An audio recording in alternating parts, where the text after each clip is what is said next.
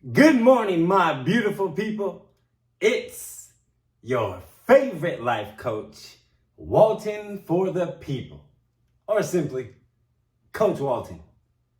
I'm here in Los Angeles, California, and I'm sending love and prosperity all throughout the globe. Today, I'm casting gems and pearls of wisdom that'll assist you on your journey to academic success and acceptance into your dream university. Let me start by sharing a little about my educational background. In 2018, I made the decision to go back to school. I chose Foothill Community College in Los Altos, California. I chose this school because it's very respected and highly reputable, and I knew it was a great opportunity to get an excellent education, and that's what I did. I went there and I graduated with honors. I was able to obtain an associate's degree in sociology and transfer to the California State University of Sacramento. And there, everything started happening fast. I was immediately appointed by a professor as the president of the Sociology Club, and this gave me an opportunity to be a mentor as well as an advocate to my peers as well as the local community. Additionally, I was selected as a student lobbyist. This was mind-blowing. It allowed me to sit face-to-face with California state legislators and discuss new educational policies that would benefit all California college students. And that is when I knew my purpose was to be an advocate for the people. And lastly, at Sac State, I was selected as the most outstanding graduating senior by the Department of Sociology in 2021. And that right there was one of the most humbling experiences, and it most definitely brought tears to my eyes because I knew I had solidified my educational legacy, which would forever be in place for my children, my peers, my friends, as well as the world to see. And the next step of my educational journey is when my wildest dreams came true. I was accepted into the University of Southern California, which we all know is worldwide prestigiously known for its academic excellence. So I was feeling super blessed to be a first-generation college student and have this excellent opportunity to truly learn at an historical institution that is known for producing Nobel Peace Prize winners. You know, all kinds of legends have came out of USC, and that is something I strive to be. So in 2022, I was able to graduate with my master's degree in criminal justice with a 4.0 GPA. And that was my goal. And I did this in only 1 year. Yes, you heard that correct. I got my master's degree with a 4.0 GPA in just 1 year. It didn't come easy. It took a lot of sweat. It took a lot of stress. Definitely some coffee and hot tea. And man, I made it through a lot of long nights, early mornings. But in the end, it was worth it. And I would do it again. And I would recommend you follow your passions, your dreams, and your goals pertaining to your education, and don't let anything detour you. So, That's enough about my educational background for now. We're going to get into the proper steps that it takes to gain admission into your dream school. Whether you are going for undergrad or a graduate degree, these steps will apply to the process. So, what's step one? Well, firstly, you want to identify an academic program which is suitable to your passions, your deepest interest, and most importantly, your heart. Because this will be a rigorous journey that requires devotion as well as your commitment to seeing your educational goals truly come into fruition. Yes, yes, yes. So, the second step, you're gonna analyze and identify if your desired university has an early admissions option. And if so, you're in luck, because by applying early, you separate yourself from the pack, as well as demonstrating a very high interest in the university. So you can also take it a step further. Go ahead and schedule yourself a tour of the university. This will allow you to get a real feel for the deal. You'll be able to see how you fit into the university's demographics. And you might meet a friend or two. And if you're too shy to do that, go ahead and still take it a step further. You can make a phone call or send an email to an admissions officer showing your interest, and they can provide you with beneficial insight as well as information you need to ensure that you get accepted into the school. These are some steps that many people overlook. And we're going to get into step number 3. Step number 3 is also a step I feel many people overlook, and it's something you should never overlook. That's how I feel. And that would be to check and see if standardized tests are required to get into the university. Oftentimes, people believe that standardized tests such as SATs or GREs or GMATs or LSATs are required to get into the school or the graduate school. But in today's world, these tests are not determining factors. So many schools have decided to make them optional or waive it, and it's not required. So you should definitely check into it before you apply to your school or pick a school, because you can save yourself money, time, and stress that you don't need, that you don't want, and we all benefit from that. So, step number 4.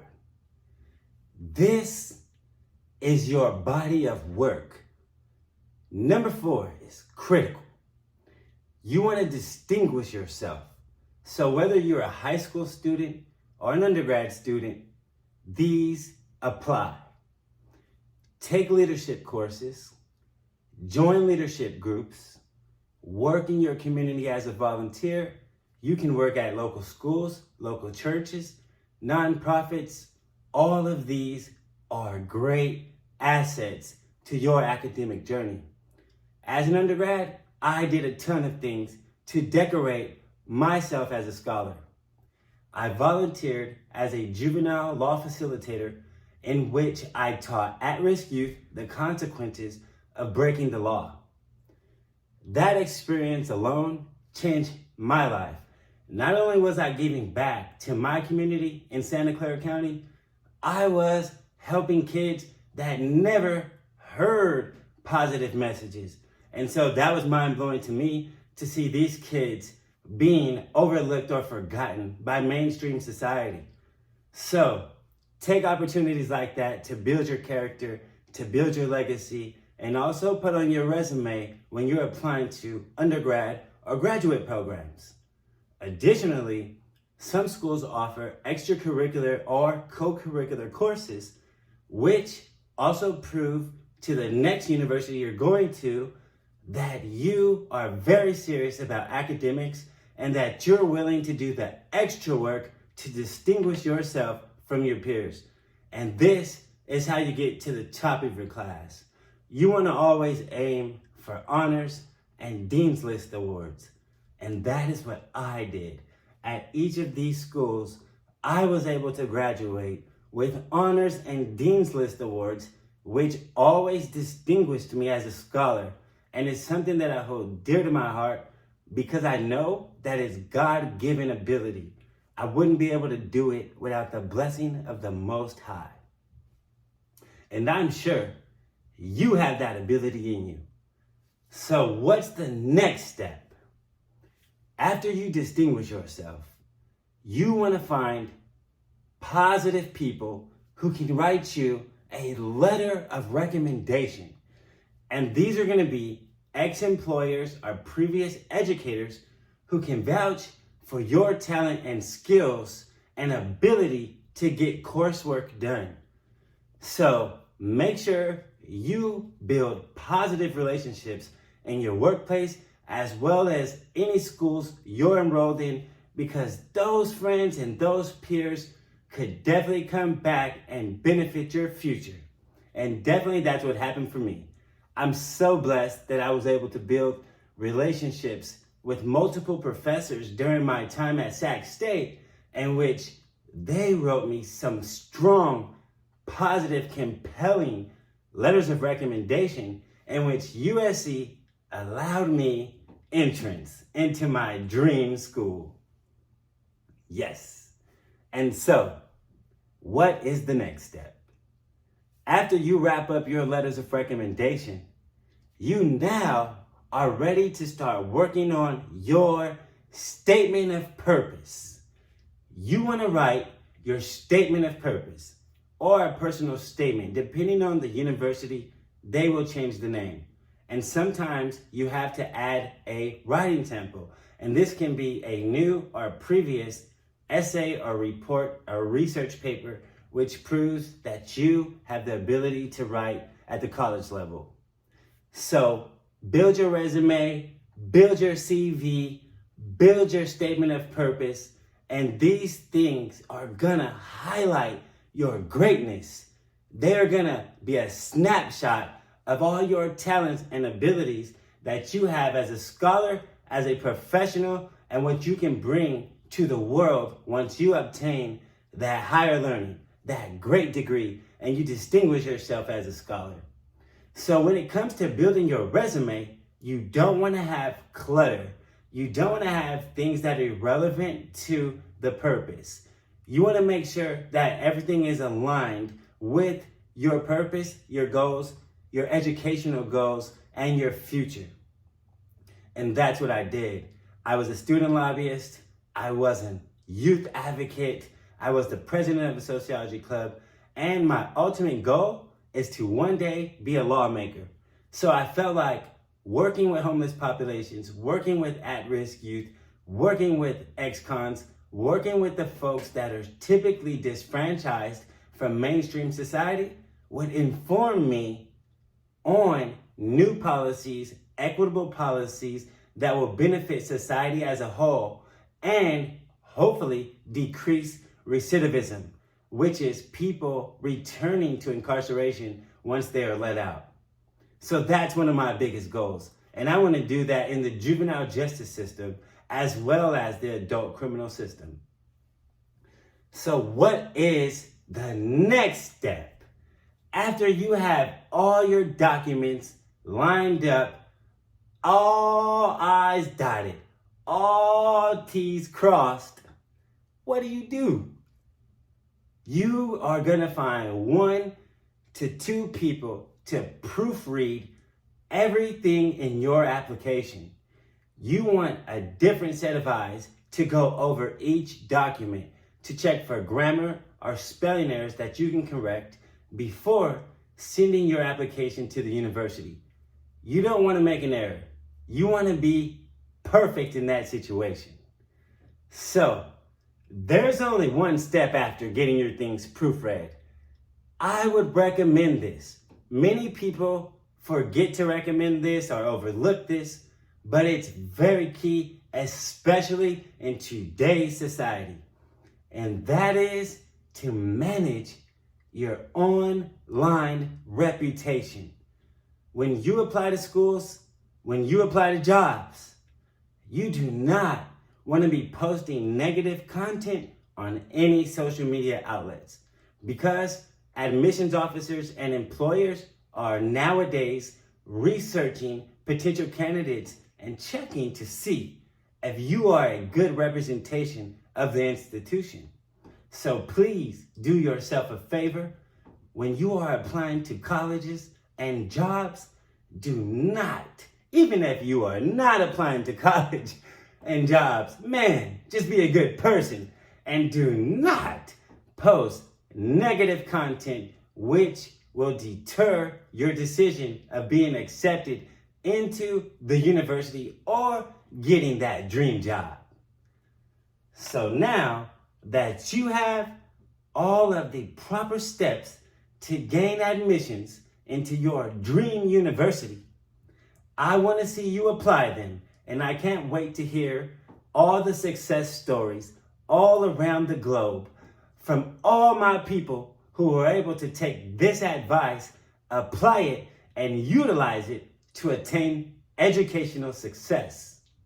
And I'm looking forward to it, and I can't wait to see you all in my next video when I'm giving some more insightful and useful information. You take care. Walton for the people. Like, share, and subscribe to this video, because my next video you're gonna love. Thank you.